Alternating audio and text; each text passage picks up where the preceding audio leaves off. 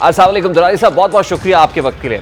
درانی صاحب، سب سے پہلے تو بڑا سادہ سا سوال ہے، جس قومی مفاہمت کے لیے آپ کوشش کر رہے تھے، اس قومی مفاہمت کی کوشش کا کیا ہوا؟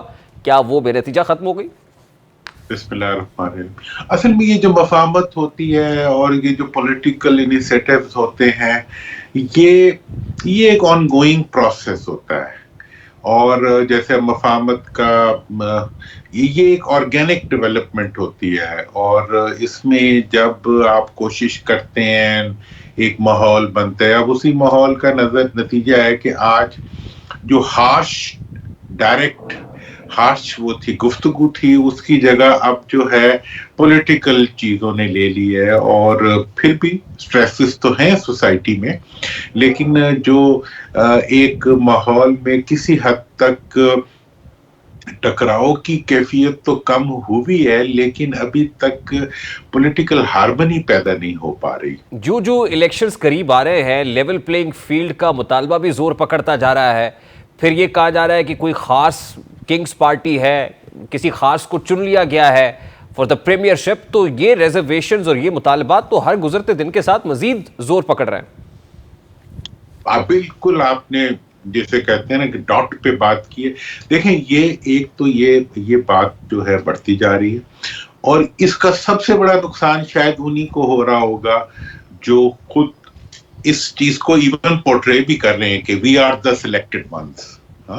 اور آج کی جو ہماری پالیٹکس ہے، اس کا ایک ماحول بھی بن چکا ہے. 2018 میں بھی ایسے ہی ہوا، ابھی بھی ایسا ہی ماحول بن رہا ہے کہ جیسے کوئی سلیکٹڈ لوگ ہوتے ہیں، they are bound to bounce back, اور they are bound to be there where they are aiming at.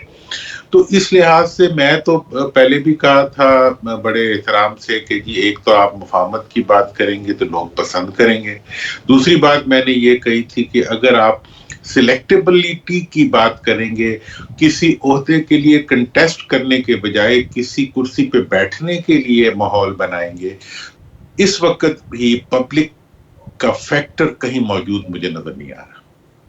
اقتدار کا فیکٹر موجود ہے، اقتدار میں آنے والے خاندانوں کا فیکٹر موجود ہے، پالیٹکس اور پولیٹیکل پروسیس کو انفلوئنس کرنے کا پروسیس موجود ہے، گورنمنٹ مشینری کو یوز کر کے اقتدار میں آنے کا پروسیس موجود ہے. لیکن عوام کے لیے اس سارے پروسیس میں مجھے کوئی بہت زیادہ نظر نہیں آ رہا، لیکن پھر بھی اس کے علاوہ کوئی آپشن بھی نہیں ہے. تو درانی صاحب، الیکشن سے پہلے ہی کمپوزیشن آف دا گورنمنٹ، کون حکومت میں ہوگا، کون سی جماعتیں اتحاد میں ہوں گی، اپوزیشن کیا ہوگی، یہ سب کچھ ڈیسائیڈ ہو گیا؟ دیکھیں جی، یہ کلیم تو کیا جا رہا ہے، لیکن میں اس کے بارے میں جو میں نے اس وقت جو نیشنل یونٹی گورنمنٹ کا فارمولا پیش کیا ہے، میں اسی جو ایک اگلی نیس آف دا پالیٹکس ہے، اس کو میں ایک چاہتا ہوں کہ ہسٹورک پرسپیکٹو میں، انٹرنیشنل پرسپیکٹو میں اس کو ایک ایسی ڈائریکشن میں ڈال دیا جائے کہ جس میں سب لوگ ہی ہوں اور ملک کا مفاد آگے آ جائے کسی کے اقتدار کے مفاد کے بجائے.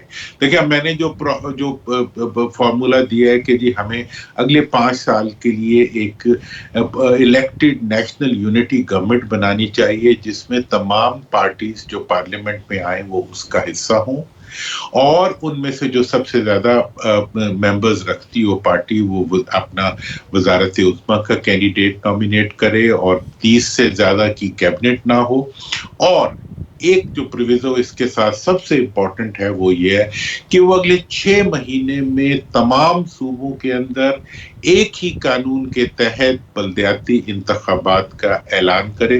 اس کے لیے اگر کوئی کانسٹیٹیوشنل امینڈمنٹ کی یا کسی لیجسلیشن کی ضرورت ہے وہ بھی کی جائے، لیکن 5 سال کی مدت کے لیے بلدیاتی حکومت کا قیام اس الیکشن کے فوری بعد، اور تمام صوبوں میں الیکشن کمیشن کے تحت کم از کم 76 سال سے جس ملک کے عوام کو آپ نے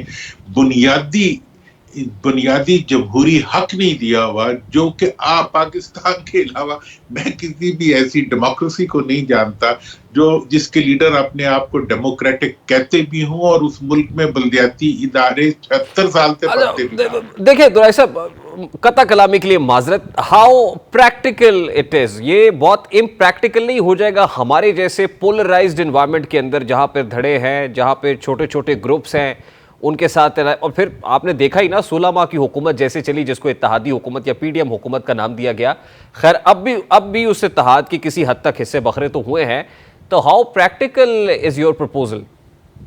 یہ دیکھیں, this is the relevant question, مطلب to be fair, to appreciate your question. دیکھیں میں یہ کہہ رہا ہوں کہ جو پی ڈی ایم کی حکومت تھی 16 مہینے کی, وہ نیشنل یونٹی گورنمنٹ نہیں تھی, وہ بنیادی طور پہ 50% آف دا اسمبلی کی گورنمنٹ تھی. 50% جو الیکٹڈ ممبرز تھے they were out of the assembly. میں تھوڑا سا اصل میں چاہتا ہوں کہ ہم آگے بڑھنے کے لیے دنیا کی ہسٹری اور دنیا کے جو اس جمہوری نظام میں چلنے والے ملک ہیں, آپ سیکنڈ ورلڈ وار کی چرچل کی جو نیشنل یونٹی گورنمنٹ تھی جو 5 سال چلی پوری, جس نے ملک کو کرائسس سے نکال دیا, نیلسن منڈیلا کی 94 میں بننے والی نیشنل گورنمنٹ جس نے کہ ملک کا رخ بدل دیا, اسی طرح سے آئرلینڈ کے اندر جو اس وقت بھی سارا نظام چل رہا ہے, اور یہ 100% ڈیموکریٹک اور پولرائز. نیلسن منڈیلا ہو یا ونسٹن چرچل ہو, یہ سلیکٹڈ تھے دونوں. دیکھیں اب میں تو کہہ رہا ہوں دیکھیں میں آپ کو بتاؤں, اس وقت میں سلیکٹیبلز کو بار بار کہہ رہا ہوں کہ خدارا اپنی شکل کی بہتری پہ توجہ. You will look ugly if you become a selected. آپ کو بہت ہی ناپسند آئے گی اپنی شکل اگر آپ اپنے آپ کو ایک سلیکٹڈ فرد کے طور پہ دیکھیں گے. آپ جمہوریت کے راستے سے آنا چاہتے ہیں, آپ خاندانی آمریتوں کو بھول جائیں, آپ خاندانی اسمبلی کو جو ہے وہ پرائیویٹ لمیٹڈ کمپنیز کا ایسوسیشن مت بنائیں, اس اسمبلی کو اسمبلی بنا دو. اب یہ سب کی جتنے بھی ہمارے سلیکٹڈ یا سلیکٹیبلز ہیں ان کا آخری دور ہے نا کہ 5 سال.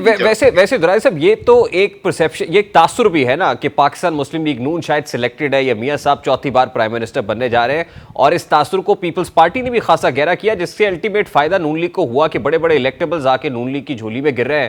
یہ لوگ چاہتے ہیں کہ پی ایم ایل این کے ٹکٹ پہ الیکشن لڑے, تو وہ تو اس طرح سے بھی اس کو جسٹیفائی کر سکتے ہیں. جی دیکھیں پی ایم ایل این کیونکہ اس وقت بڑی مضبوط جماعت ہے, اس لیے لوگ پی ایم ایل این میں شامل ہونا چاہتے ہیں. آپ کیسے کہہ رہے ہیں کہ سلیکٹڈ ہے؟ دیکھیں جی میں اس طرح سے سلیکٹڈ کہہ رہا ہوں کہ 2018 میں, ٹھیک ہے نا جی, ہم سب کے اوپر اس سلیکٹیبلٹی میں شامل ہونے کا پریشر تھا. میں نہیں ہوا تھا تو بڑی مشکل سے نہیں ہوا تھا. مطلب یہ ہے کہ کوئی ایک جو راستہ آپ اپنا رہے ہیں, اگر آپ دل میں مطمئن ہیں, یا آپ دل میں مطمئن ہو سکتے ہو, میں بھی مطمئن ہو جاؤں گا, آپ ہاتھ رکھ کے دل پہ کہو کہ کیا this is the way to proceed, this is the way to make a wrong thing right, do another wrong thing. اور آپ نے اس وقت اگر رائٹ کو رائٹ کرنا ہے وہ صرف اور صرف جمہوریت کے ذریعے ہو سکتا ہے. آپ کا اپنا ہی لکھا ہوا جو نعرہ ہے اس کو بڑا بڑا لکھ کے اپنے ساتھ لگا لیں کہ ووٹ کو نہ صحیح عوام کو عزت دے دو. اور سچی بات یہ, میں نے جو نیشنل گورنمنٹ کا جو یہ فارمولا پیش کیا, بنیادی طور پہ میں سب کو فیس سیونگ دینا چاہتا ہوں. What are you looking at? ابھی کیا ہونے کیا جا رہا ہے سر, لوگ جاننا چاہتے ہیں.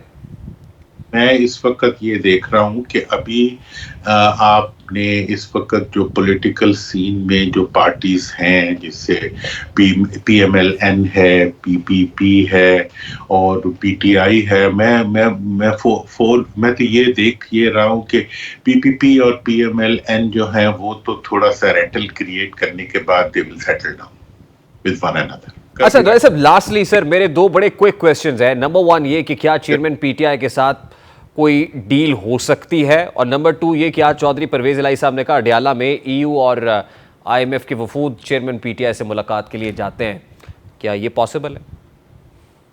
دیکھیں مجھے نہیں پتا کون کون ملتا ہے اور کون کون نہیں ملتا, کیا ہوتا ہے, ملتے بھی رہتے ہیں لوگ, نہیں بھی ملتے.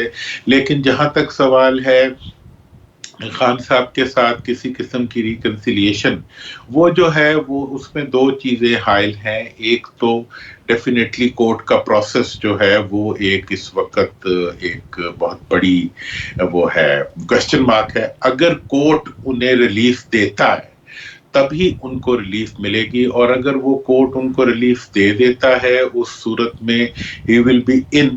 اگر کورٹ انہیں ریلیف نہیں دیتا تو ان کے لیے ڈیفینیٹلی ایشوز ہوں گے. لیکن سب اس سے بڑی بات جو ہے وہ یہ ہے کہ ان کی پارٹی کو کہاں انتظامیہ اور اس وقت کی حکومت ان کو کتنی سپیس دیتی ہے اور کتنی سپیس نہیں دیتی. اگر بہت ہی irrationally کسی پولیٹیکل فورس کو سپریس کیا گیا تو وہ جو اس سپریشن کے نتیجے میں جو الیکٹیبل سامنے آئیں گے ان کا اقتدار گہنا جائے گا. میں بالکل آپ شاید ابھی کوئی بھی اس پہ یقین نہ کریں، مجھے بالکل بہت بہت ہی اگلی لگ رہی ہے جو کہ ٹوٹل سپریشن کی شکل میں اپنے آپ کو باعزت بنا کے